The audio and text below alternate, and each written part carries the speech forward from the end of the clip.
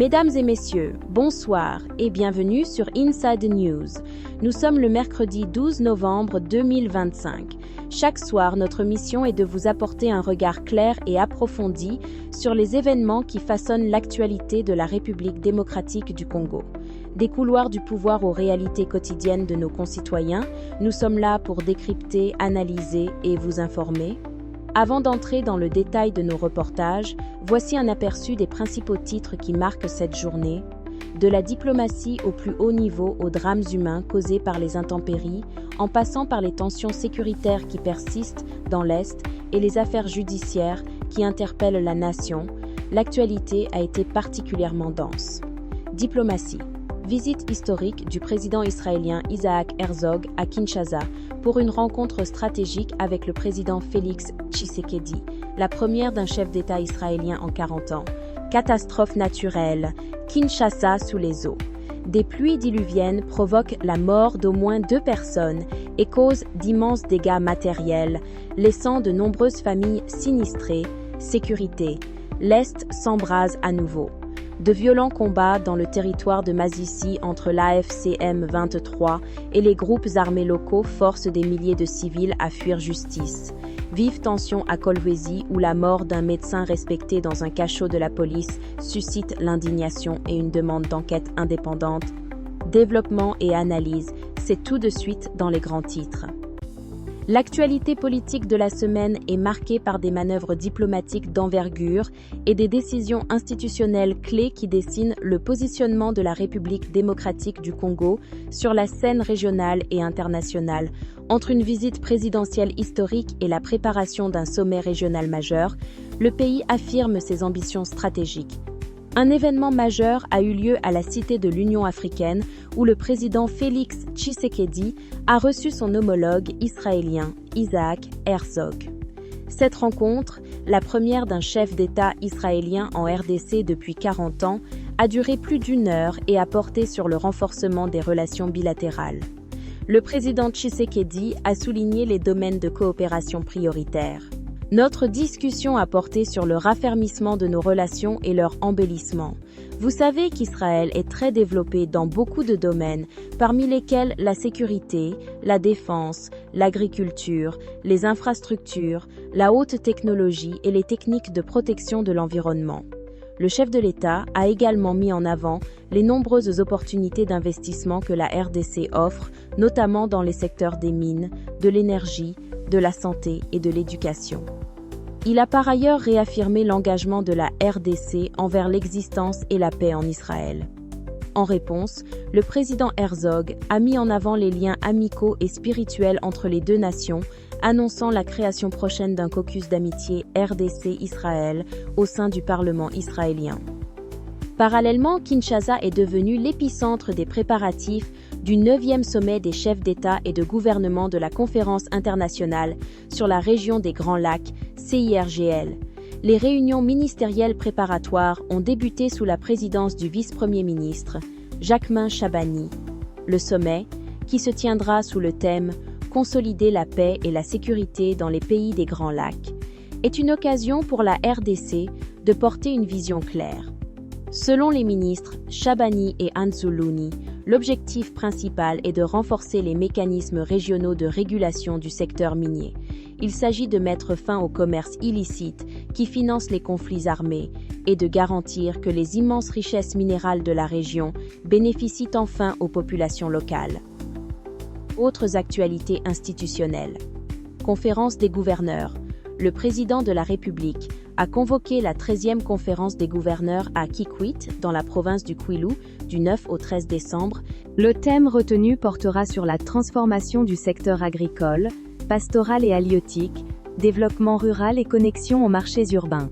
Droits des femmes. Le 2e rapport étatique sur la mise en œuvre du protocole de Maputo a été validé. La ministre du Genre, Micheline Ombaé, a rendu un hommage appuyé au président Tshisekedi, champion de la masculinité positive en Afrique, pour son engagement constant en faveur de la dignité et de la protection de la femme congolaise.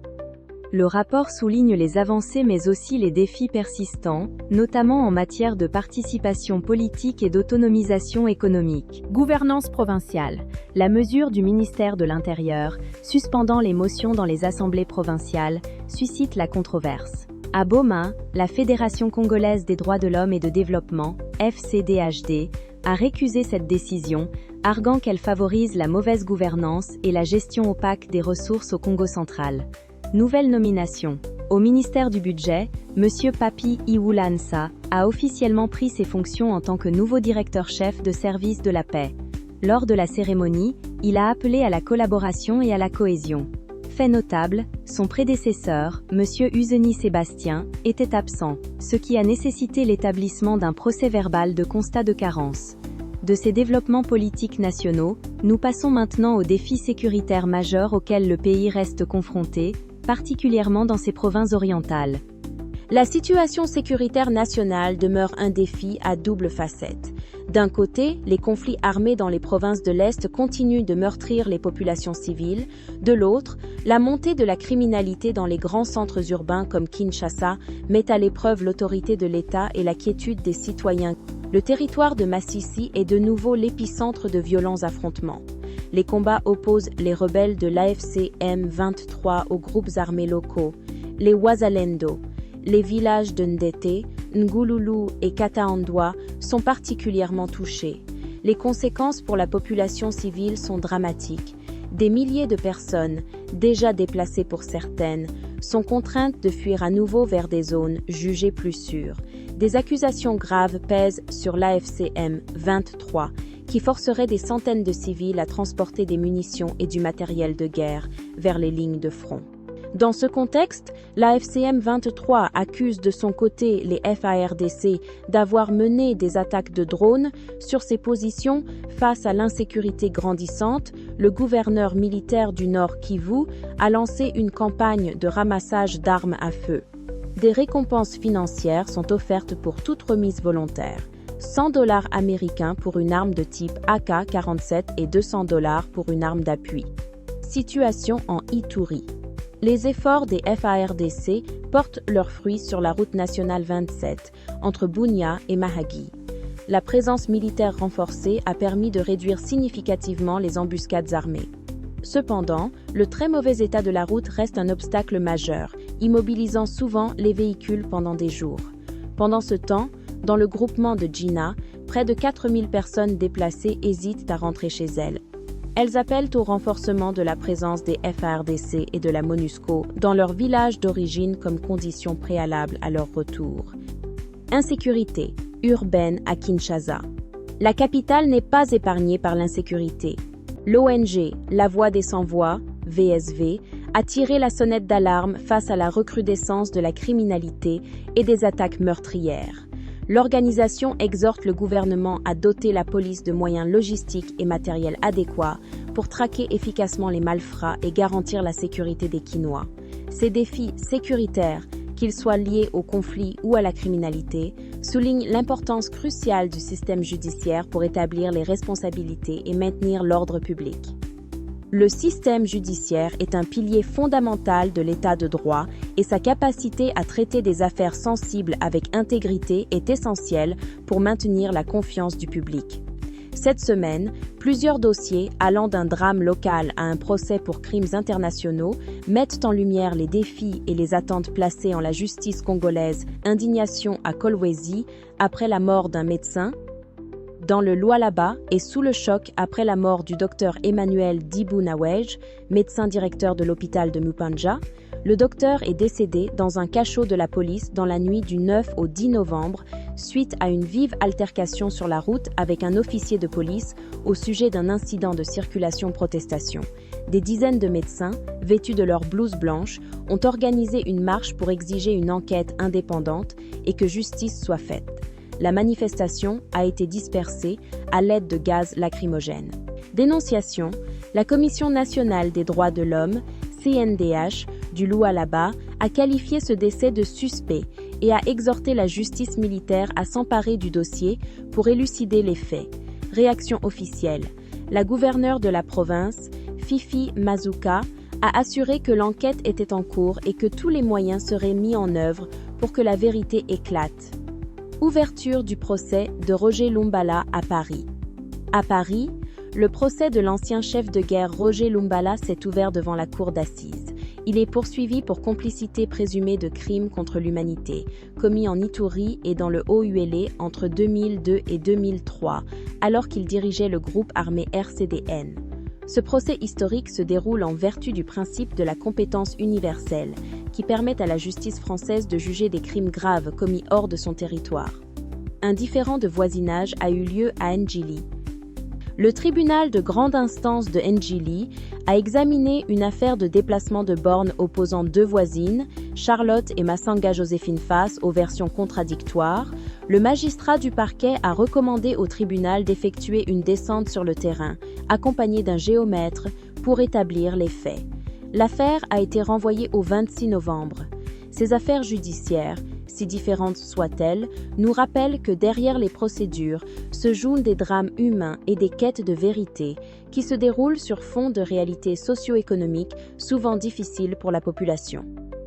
La vie quotidienne des Congolais est un combat permanent, oscillant entre des crises aiguës comme les récentes inondations et des problèmes chroniques tels que les retards de salaire et le manque d'accès aux services de base. Ces défis illustrent à la fois la vulnérabilité et l'extraordinaire résilience de la population. Kinshasa dévastée par des pluies diluviennes.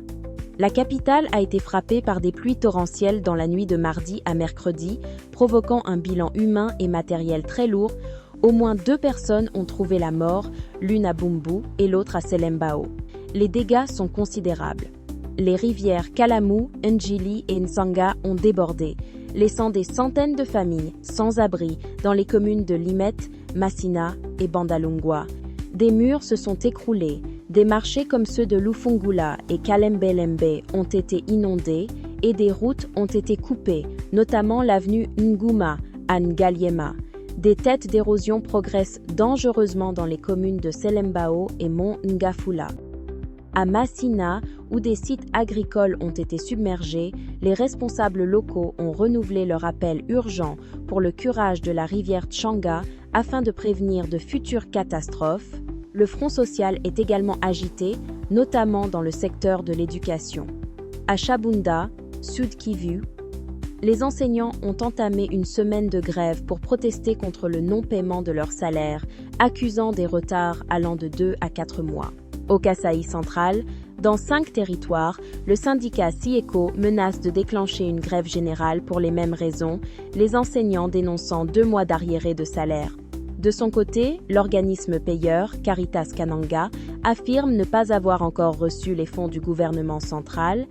Face à ces défis multiples, de la fureur des éléments aux revendications sociales, la résilience des Congolais est mise à rude épreuve, un thème que nous retrouverons dans notre synthèse finale.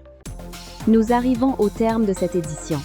De la diplomatie qui replace la RDC au centre du jeu international, à la furie des éléments qui endeuillent notre capitale, des échos des combats dans l'Est qui nous rappellent la fragilité de la paix, aux revendications sociales qui expriment les difficultés du quotidien, l'actualité de notre pays est un miroir de ses défis et de ses espoirs.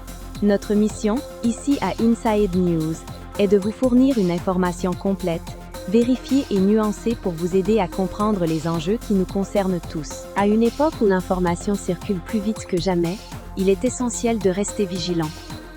Face à la vague de rumeurs et de désinformation qui peut parfois submerger les réseaux sociaux, nous vous encourageons à faire preuve de discernement. Prenez le temps de vérifier les faits, de croiser les sources et de vous fier aux médias professionnels qui s'engagent à respecter une éthique rigoureuse. Votre esprit critique est votre meilleur allié pour vous forger une opinion éclairée. Merci de nous avoir suivis. Restez connectés à la source de l'information. Un nouveau numéro d'Inside News. Excellente soirée à tous.